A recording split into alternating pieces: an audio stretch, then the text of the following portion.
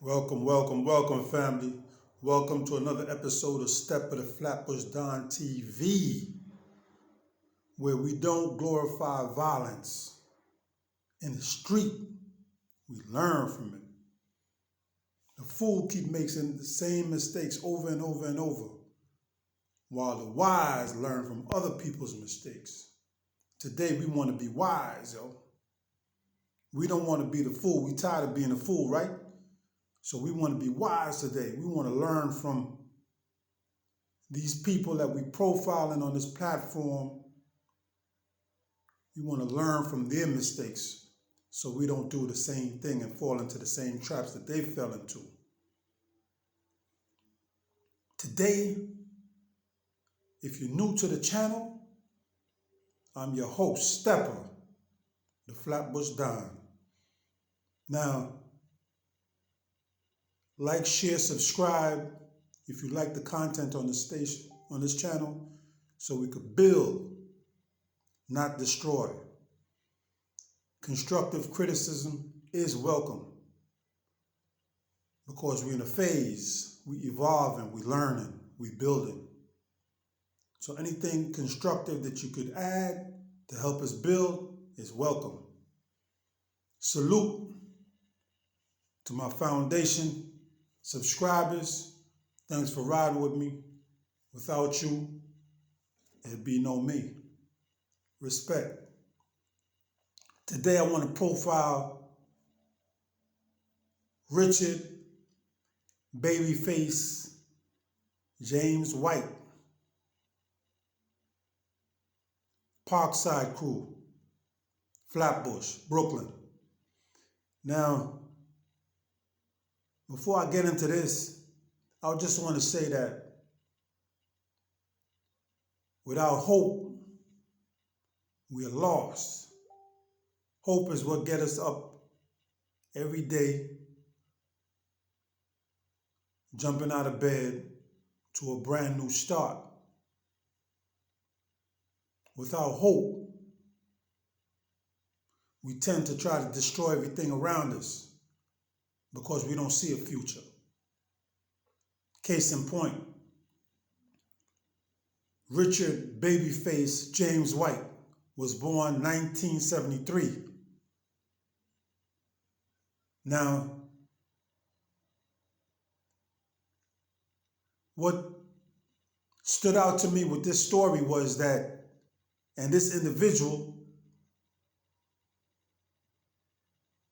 was this individual because of his acts was categorized as a serial killer. Now we want to examine what went wrong in this man's life that took him to being wanted for like 15 murders and 3 rapes, allegedly, by the police who's hunting him. Now, Richard Babyface Jamewhite, I'm just going to call him Face as he's known in the street, was only 5'5". A person of small stature and had the appearance at that time of somebody that was about 13 or 14. Now, I'll tell you later on how this helped him or aided him to do the things that he did. Like I said, remember, this individual was categorized as a serial killer for the amount of bodies that he done put in the ground. Okay, so now he was wanted for 15 murders and classified as a serial killer and 3 rapes. 5'5", 20 years old. The murders taking place from between 1992 to 1994. The murders were orchestrated in New York, Connecticut, Pennsylvania, Georgia. On December 12th, 1994, Babyface, Richard Jamewhite, was sentenced to life in prison. Imagine that.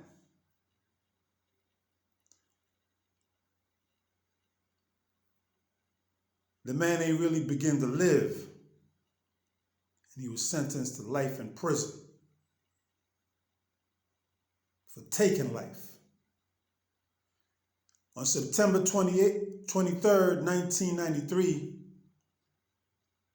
a multi-jurisdictional police force, task force, was formed in New York City to track down a gunman responsible for 5 murders in Brooklyn, whose street handle was Babyface. Like I said, in the street knew him as Babyface or Face. In addition to the 5 bodies that the Babyface killer was responsible for,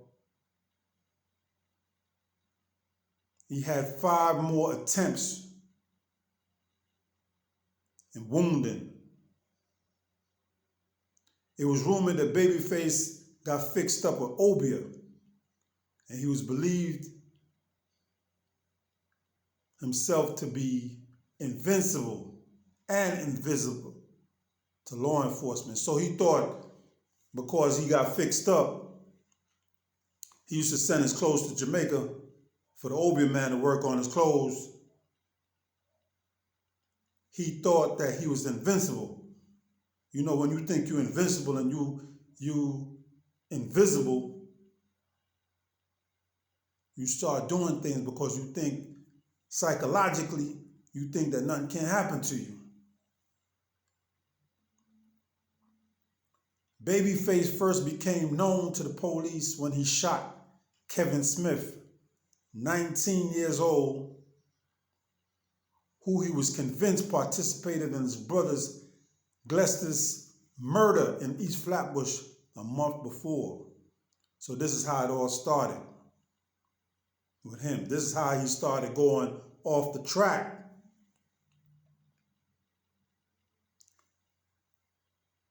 This is when he started going into that road of no return. This is when you start becoming that monster. You start taking them steps going down that dark road.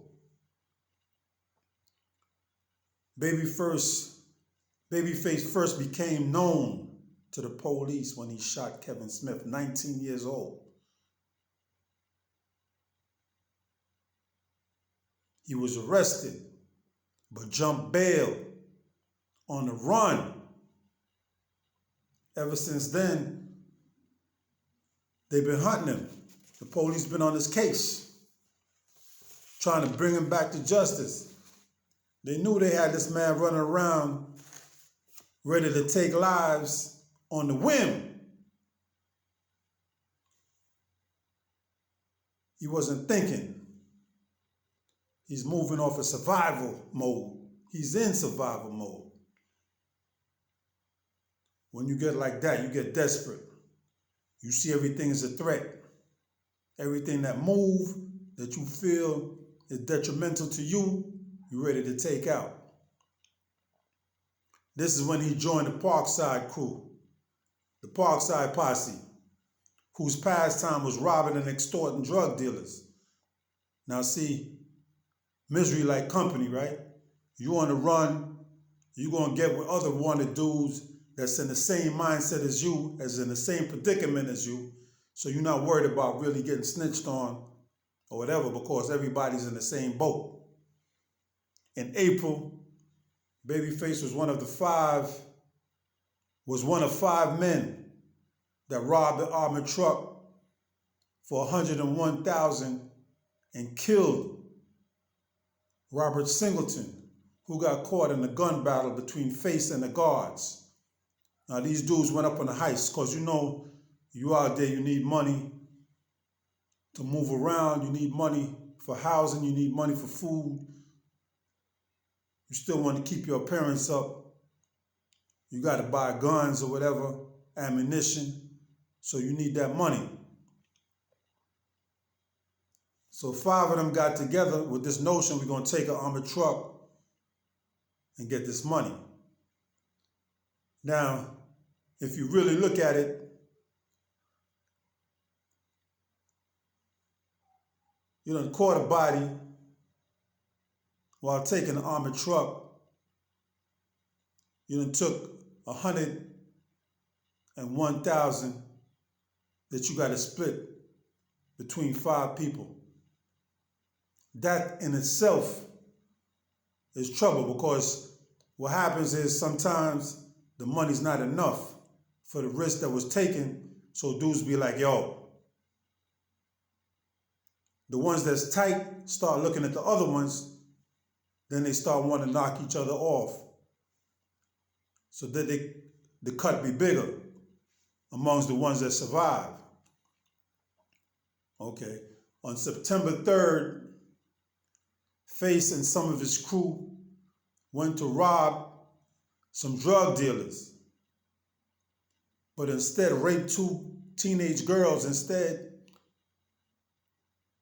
When Face saw the rape victim circling with the detectives, he opened fire on the police and the witness and made his escape in a car. So now you see the progression. You shooting at police now and witnesses. So that tell you he don't care. He know he done. Whenever they catch him, he done. So he's doing everything that comes to mind that he feel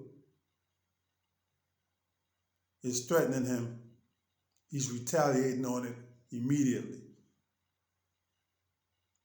So he's moving off of survival mode. He's not really thinking things through. He just don't care. Maybe he think that Obia is working for him and he don't have to really take precautions or whatever, but he's just going buck wild. Okay. Now Face, he killed Javier Avila, 22, on March 29th, 1992. He killed Omar D, 27, August 24th, 1992. Killed Fitzroy Reed, 21, January 6, 1993. Now, this Fitzroy Reed is somebody, if it's the same Fitzroy Reed that I'm thinking about, this Fitzroy Reed was one of the gullymen that tried to flip on the boss. He was one of the hitters, the main ones that tried to flip on the boss, and he got taken out. Gullyman. So I'm not sure if it's the same one. Anyway, he killed, Babyface killed Ryan Cambridge, 18, and Dobson Spearman, 21, May 1st. So that was a double homo. And this is what happened. This is how this came about, the double homo. It occurred on St. Paul's Court and Ocean Avenue in Flatbush. Now, St. Paul's Court is maybe about a block from Tennis Court. I say a block or two, block and a half, or 2 from Tennis Court, my areas. So we in the same vicinity, right?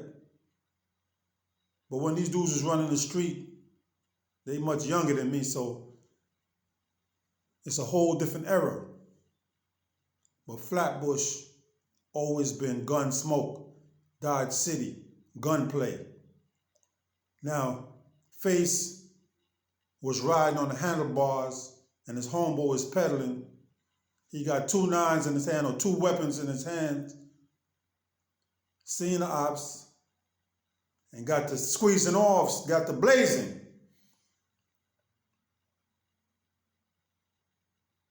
Right? Killing 2, wounding 2. Now, everything comes to an end. I don't care how vicious you are. I don't care how bad you are. Every run come to an end.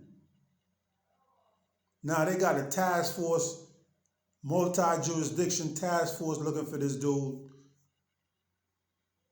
You got people in the streets. Everybody they see that look like Face, they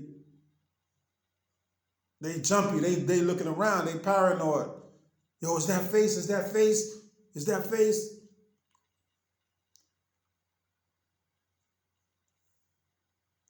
So he got fear in the streets.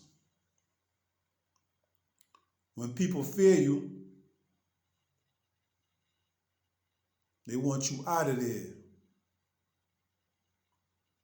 So now, Face is in Atlanta.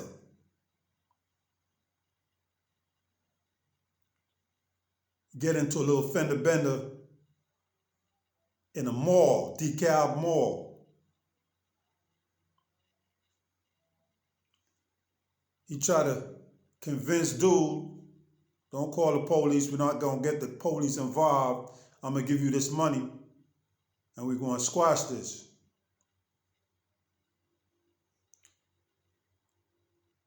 Dude, wife, she wanted to go call the police, get the police involved.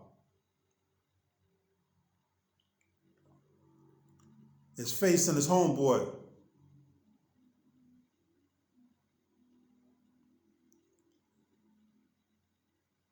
Face and his partner end up killing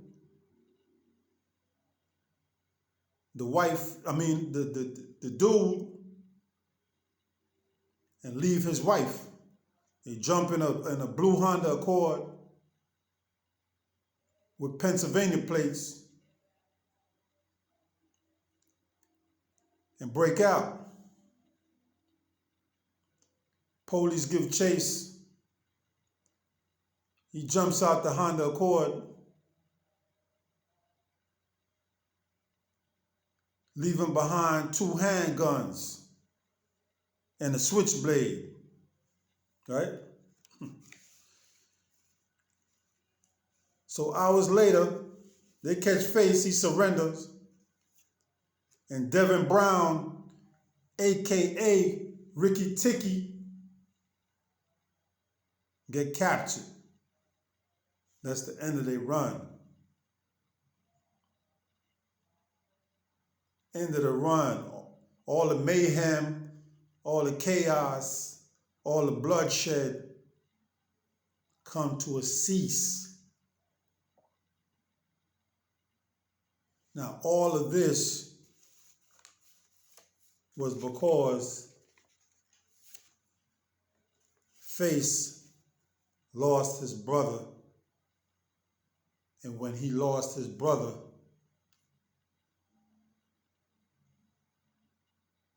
he lost the will to live and survive. So what he started doing, he started dying mentally. He wanted everybody to pay the price for what he was feeling inside. So he projected his suffering onto everybody else around him. For that, he got life in Atlanta. And I don't know, I guess after he die and come back, then they're going to charge him with the rest of those bodies that he have in New York and all them other places that he done did what he did. He got a road paved with blood. That's why Babyface